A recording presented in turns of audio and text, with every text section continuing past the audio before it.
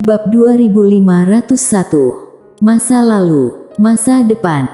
Dia langsung membunuh begitu saja. Setelah menerima perintah dari Mileye, Tu Chen dan yang lainnya di sampingnya langsung bergegas keluar. Dalam sekejap, seluruh kuil Tao abadi dipenuhi mayat. Di kejauhan, lelaki tua itu memandang Mileye dan berkata dengan galak, "Orang di belakang aku ini ada Sekte Dewa Pedang." Sekte Dewa Pedang. Mendengar ini, Mileye sedikit menyipitkan matanya. Ketika dia pertama kali mencapai keadaan pikiran suci, kekuatan mentalitasnya memasuki dunia yang kacau, tetapi setelah memasukinya, dia bertemu dengan seorang master misterius yang mengaku sebagai Sekte Dewa Pedang.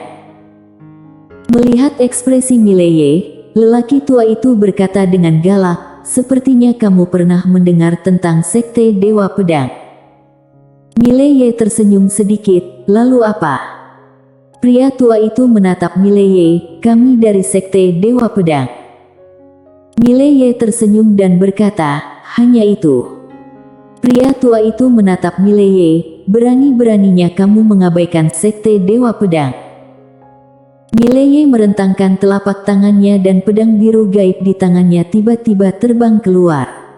Dalam sekejap, Master Sekte Dewa Pedang yang tersisa semuanya dipenggal. Menghabisi sekte. Melihat adegan ini, wajah lelaki tua itu tiba-tiba berubah. Berani-beraninya kamu mengabaikan Sekte Dewa Pedang." Mileye mengabaikan lelaki tua itu, tetapi menoleh untuk melihat ke kanan. Di awan puluhan ribu meter jauhnya di sebelah kanan, berdiri seorang wanita. "Ini utusan Nan." Mileye memandang utusan Nan, "Nona utusan Nan, aku Mileye akan membalas mata dengan mata dan kamu membantuku hari itu. Jadi hari ini, aku bersedia dijebak olehmu sebagai balasan atas kebaikanmu hari itu, kita sudah lunas. Setelah hari ini, jika kamu berani berkomplot melawanku lagi, maka kamu adalah musuhku. Karena kamu adalah musuhku, maka aku tidak akan bersikap lembut." Setelah berbicara, dia berbalik dan pergi. Utusan Nan memandang Mileye di kejauhan dan tetap diam. Saat Mileye pergi, Tu Chen dan yang lainnya segera mengikuti. Mereka tidak membunuh lelaki tua itu, sangat sederhana karena mereka tidak dapat membunuhnya. Jika alam suci tidak suka berkelahi dan ingin pergi, mereka tidak dapat membunuh mereka sama sekali. Tentu saja, lelaki tua itu tidak berani menghentikan Mileye dan yang lainnya. Konyol, sekarang ini dia hanya seorang diri, bagaimana mungkin berani menghentikan Mileye dan yang lainnya? Pada saat ini, lelaki tua itu justru menjadi tenang. Mileye tidak takut dengan Sekte Dewa Pedang. Jika tidak tahu Sekte Dewa Pedang, itu artinya dia tidak takut karena tidak mengenali kekuatannya. Tapi Mileye jelas-jelas tahu Sekte Dewa Pedang dan tidak takut, lalu apa artinya? Berarti dia percaya diri. Seolah memikirkan sesuatu, lelaki tua itu menoleh untuk melihat utusan Nan di kejauhan, wajahnya sangat suram. "Utusan Nan, menurutmu Sekte Dewa Pedang terlalu sederhana, alam sederhana, jangan khawatir. Mampu mendominasi dunia yang kacau selama bertahun-tahun, bagaimana mereka bisa bodoh? Anda sendiri yang akan menanggung akibatnya." Setelah berbicara, dia berbalik dan pergi. Di tempat yang sama, utusan Nan terdiam lama, lalu berbalik dan pergi. Di sisi lain, Mileye membawa semua orang menjauh dari alam semesta, lalu kembali ke dunia misteri. Setelah Mileye kembali ke dunia misteri, dia langsung membawa Tu Chen dan 4 dewa ke menara kecil, tentunya ada juga Ether dan Dimi. Harus dikatakan bahwa setelah memasuki menara kecil, Tu Chen dan yang lainnya semuanya membatu. Waktu berbeda. Mileye merentangkan kedua telapak tangannya, lalu meletakkan semua nadi bintang dan hati alam semesta di depan semua orang. Dia menatap orang-orang di depannya, tujuan kalian, alam suci. Alam suci. Semua orang tercengang. Sangat sulit untuk mencapai alam suci karena menyakitkan dan sulit untuk meredam hati alam semesta berulang kali. Bisa digambarkan sesulit mendaki langit. Mileye tersenyum dan berkata, tidak percaya diri. Tu Chen ragu-ragu sejenak, lalu berkata, Tuan muda, ini agak sulit. Mileye tersenyum dan berkata, 10 tahun di dunia ini, 1 hari di luar. Aku akan memberimu 1 bulan, yang berarti 900 tahun, apakah itu cukup? 900 tahun. Mileye berkata lagi, selama 900 tahun, aku akan memuaskan kalian dengan sumber daya pelatihan. Kalian punya waktu dan sumber daya pelatihan. Tu Chen segera berkata, boleh. Keempat dewa juga mengangguk satu demi satu, mereka sedikit bersemangat saat ini. Kesempatan. Menara kecil di depan mereka adalah kesempatan sekali seumur hidup bagi mereka. Awalnya, bukan tidak mungkin bagi mereka untuk mencapai alam suci. Bagaimanapun juga dengan mereka mampu mencapai ke tingkat seperti hari ini, tentu saja bakat mereka tidak lemah. Lalu apa yang mereka tidak dapat? Ini adalah waktu dan sumber daya pelatihan. Dan sekarang, Mileye memberi mereka waktu dan sumber daya untuk berlatih. Mileye meninggalkan menara kecil setelah mengatur semua orang. Dia tidak berlatih lagi, karena sekarang, setelah mencapai alam suci, sangat sulit baginya untuk meningkat. Selain itu, dia juga ingin menetap. Mileye sedang berjalan perlahan di dunia misteri. Setelah beberapa saat, dia sampai di hutan. Di hutan bambu, Mileye berjalan perlahan dan ada dedaunan yang berjatuhan dari waktu ke waktu di sekitarnya. Pada saat ini, Mileye tiba-tiba menutup matanya perlahan. Merenung. Merenungi segala sesuatu. Konsentrasi. Dunia ini jelas. Setelah sekian lama, Mileye melebarkan telapak tangannya dan pedang biru gaib tiba-tiba muncul di tangannya. Dia tiba-tiba menusuk ke depan dengan ringan dan pedang itu menembus dedaunan. Kecepatan yang terlihat layu, hanya ketika akan benar-benar menjadi abu, pemandangan aneh tiba-tiba muncul dan daun tiba-tiba kembali normal dengan cepat, seperti meremajakan. Tidak hanya itu, daun mulai tumbuh akar setelah kembali normal, kemudian akarnya tumbuh semakin besar dan setelah beberapa saat, sejumlah kecil muncul di tangannya. Namun, ini belum berakhir. Tidak lama kemudian, pohon kecil itu tumbuh semakin besar dan akhirnya, pohon kuno setinggi beberapa kaki muncul di depan Mileye. Pada saat ini, Mileye tiba-tiba membuka matanya, melihat ke pohon kuno di depannya dan dia terdiam. Melawan. Dia pertama kali menggunakan kekuatan elapse untuk membuat daun berlalu dengan cepat, kemudian menggunakan kekuatan pemutarbalikan waktu untuk membalikkan daun. Tetapi kali ini berbeda, dia tidak menentang masa depan, tetapi sebaliknya. Apa itu menentang masa depan? Membalikkan masa depan berarti satu pedang merenggut masa depan. Ketika pedang ditarik pada saat ini, masa depan akan muncul. Apa itu masa lalu terbalik? Itu untuk mereproduksi adegan masa lalu. Waktu berlalu. Apa yang dimaksud dengan berlalunya waktu? Masa lalu adalah manifestasi dari berlalunya waktu. Ketika waktu dilacak, itu dapat dikontrol. Sama seperti ruang hampa di masa lalu, orang lemah bahkan mungkin tidak tahu apa itu ruang hampa, apalagi merasakan ruang hampa.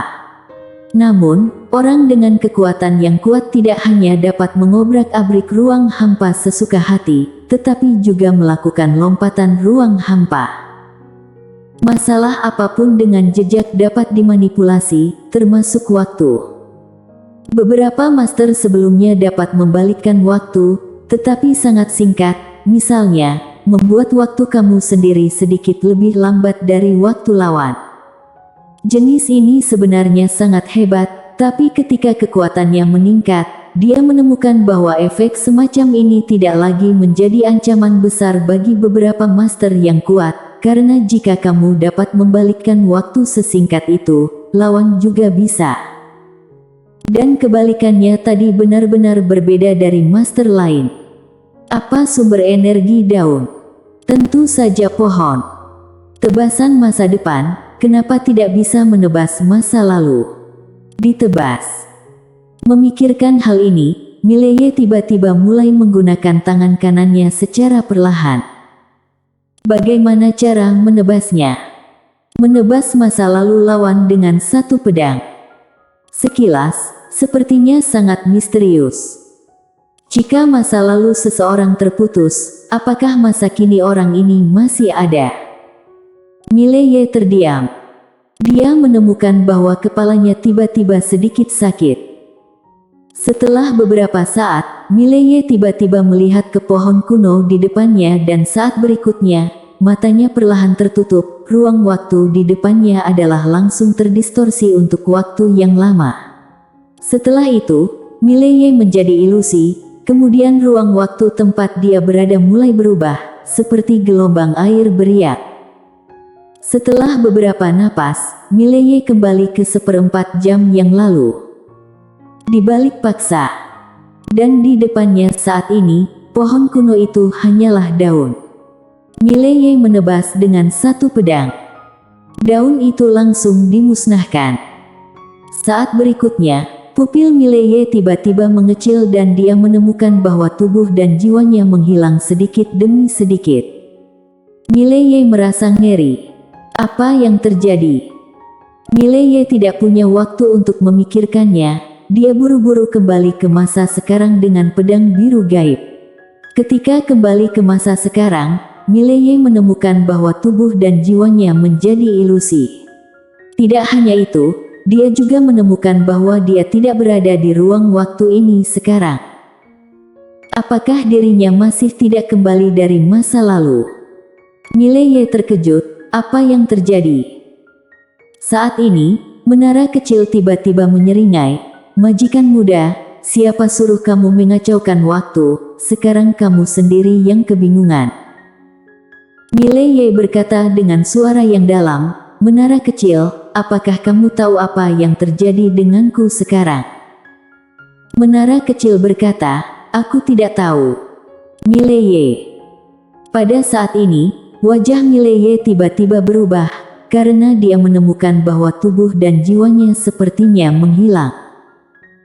Mileye ketakutan. Dia dengan cepat merentangkan tangan kanannya, Jiwani, hentikan aku. Suara itu jatuh dan pedang biru gaib langsung menyatu dengannya.